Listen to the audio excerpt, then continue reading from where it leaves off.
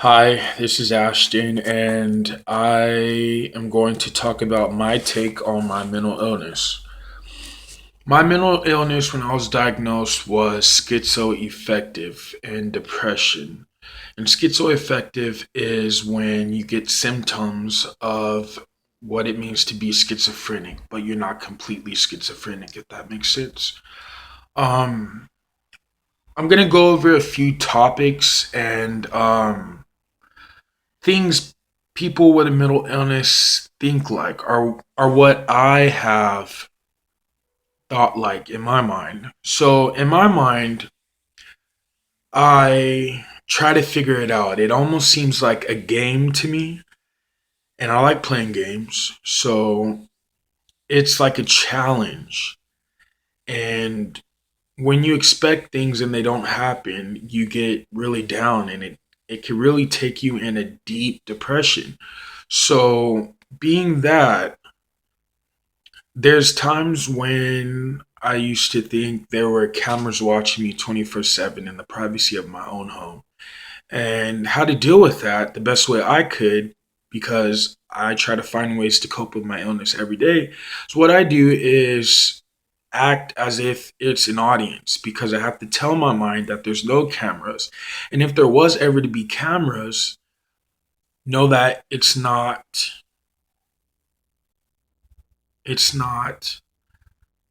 supposed to be happening. It's against the law. People can get in trouble for that. So that's something to keep on your mind as well. But what I do is the fact that I want to be an entertainer, I want to be a musician, I want to be an actor, I want to do all those things. So when you feel like you're being watched 24/7, almost entertain that because it's in your mind and you have to find the parts in your mind to entertain yourself. And eventually it might work for a way that you can possibly get better at coping with other people just because how you think. I'm trying to simplify this as much as I can because I want you guys to get the point on how I deal with my mental illness. So, you're trying to hide from the cameras. It's an instinct. You try to hide from the cameras where you feel like you're being watched. So your mind is having you think in certain angles, and every angle you think in, it's almost as if there's a person there or there's people watching you. So you're gonna have to learn how to recognize each angle of where you think you're being watched, and that's all coming from your mind. Entertain it. Well, okay, for me, I entertain it because um, I feel like I have an audience. There's something to show off. I have something to show off. I want to show it to people. So in my mind, if I feel like I'm being watched, why not entertain them? Why not have an audience? But those are some techniques to use when you want to stop thinking you're being watched or feel more comfortable in the privacy of your own home. Another tool I use for my mental illness is when you get kind of in this dimension of thinking where your imagination is pretty much out of control or you're not used to how your imagination's working. So you would think probably because most people I've talked to, it kind of relates to what I've thought. Like being abducted by aliens or thinking there's aliens out there, thinking that cannibals are eating people and there's cannibals around you and they're feeding you human meat. Like your mind would think that way, but I think it's kind of cool because in a way you have to let your mind go there. Don't be afraid of how you're going to be thinking.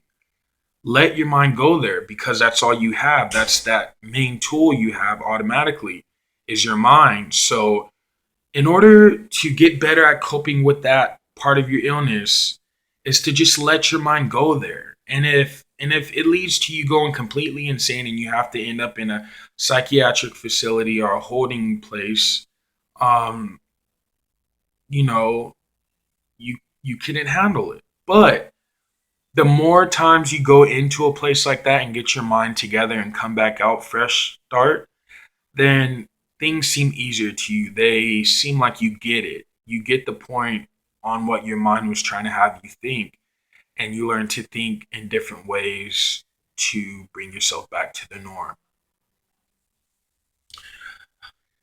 I wanted to be a film director, and I would always think of scripts in my head or imaginate images to really have that fulfillment of, oh my gosh, I'm coming up with good ideas, or I have this talent, I want to show it to people. But it's all within yourself. You gotta show it to yourself, and prove to yourself, and understand for yourself that you can do what you want to do when you put your mind to it. But that's the fact of having a mental illness, and that might get in the way of things. But you just have to cope with it. So what I'm saying is, think what might help you really is to think cool. Like, think that's cool, that I can think that way, that I can get my mind to think in those ways. It's kind of cool. What if people really like this, how I think people are to me? What if I get in a scenario that I'm thinking in, everything becomes reality? Because when your mind is so stuck on thinking things that aren't real, you tell yourself, this isn't real, but you don't want yourself to be brainwashed by yourself or by other people. So you go back into your own mind and think, I am here. If my mind's thinking something else could happen, let it. I will figure out how to get out of that situation because it'll allow me to think and think automatically. So I think it's kind of cool the way I could get my mind to think, and that helps me get through it. Because people with college degrees have the education when it comes to symptoms of mental illness and what mental illness is. But we, the people who have the mental illness, experience that. We go through that. So it kind of combines with the both the educated person and the person with the mental illness, and they combine together. So getting yourself familiar with what symptoms people go through, it allows you to think in that way. And you can easily be pulled into thinking that you have that symptom, but in a way, you're really acting. Oh, and also, I want to be an actor, so it helps. And it's like you almost have to act. So another thing we could go over is self talk.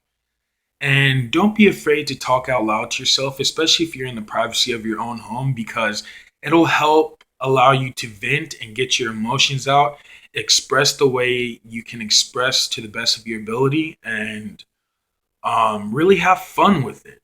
I've learned to make things fun, but I do go through deep depressions, and it does feel like, how am I going to get out of this? Should I commit suicide because I think like this? I don't want to feel like this for the rest of my life. Even if it's for the moment, it feels like it's forever. And I don't want to have to live like that. Should I take my life? No, you got to think, allow myself to know what's happening to me, recognize what I can do or what I can say, and prevail. You also may, like, when you're talking to yourself, um, start to role play. Role play works a lot too, and just allow your mind to go there. You can be speaking nonsense or, you know, embarrassed to say certain words or things like that, but don't be afraid to do it. Just let it out and go from there. Like, improvise on furthering talking to yourself. Um, get comfortable with your mental illness. Understand yourself better. Take time to jot things down if you have to, or listen to music for therapy, and listen to how they speak. Listen to the rhythm and the pattern they speak. Um, Also, that'll help you become a better speaker and listener, because Not only are you understanding yourself, but you're trying to understand others. But what I say is use your mind and allow your mind to think in the way it wants to think. But always keep that pinch in that spot to say, I'm here, I'm alive. Things could be happening the way my mind thinks, but I'm just going to experience it. A lot of people want to leave to places they never been, just want to get out. Like me, I always wanted to leave where I live now. I always wanted to leave. I didn't want to stay here. I wanted to be successful. I had dreams. So when you feel like your dreams aren't being met or they're never going to happen, it all comes down to what you have in your mind. And your mind can take you far places. And like I said, it's just allowing yourself to think in the way you think and being able to vent it out to people who can support you and understand you rather than somebody who's ignorant and doesn't know about mental illness and just say, "Oh, you need to take your meds. Have you took your meds? Um, you need to go into, you need to be hospitalized, or they don't know how to deal with it, so they're gonna try to tell you to like go be hospitalized or go get new meds. Like you got to talk to somebody who's educated and has that knowledge and background to help you out. Sometimes people just need to talk. Um, but the last thing I could say is when when you feel that people don't understand you, look to yourself as a higher version of yourself and communicate with that daily because you have to forward yourself. You have to be the best future model of yourself you can be. And when you have nobody and all is left is you, so you have to understand yourself the best you can and don't let anybody else tell you what you can and can't do because you know how far you can go. You know what you can and can't do. I hope this helped. I I thought when I was going to record myself right now on this video that I would have some more understanding ways of letting you know how to deal with mental illness and how I deal with my mental illness. But I really want people to understand what we go through and that it's not funny. And we have to live with this for the rest of our life and remain treating yourself positive, positively, because if you always think in the negatives, you won't get nowhere. But that, when you're in that mode of negatives surrounding your thoughts and mind, try to survive it. Almost let yourself get brainwashed into that thinking and then try to find a way out of it or what you understand how to get out of it. But I want to help people, and sometimes I have so many words to say and I hear it in my head about what I want to say, but I don't actually speak it.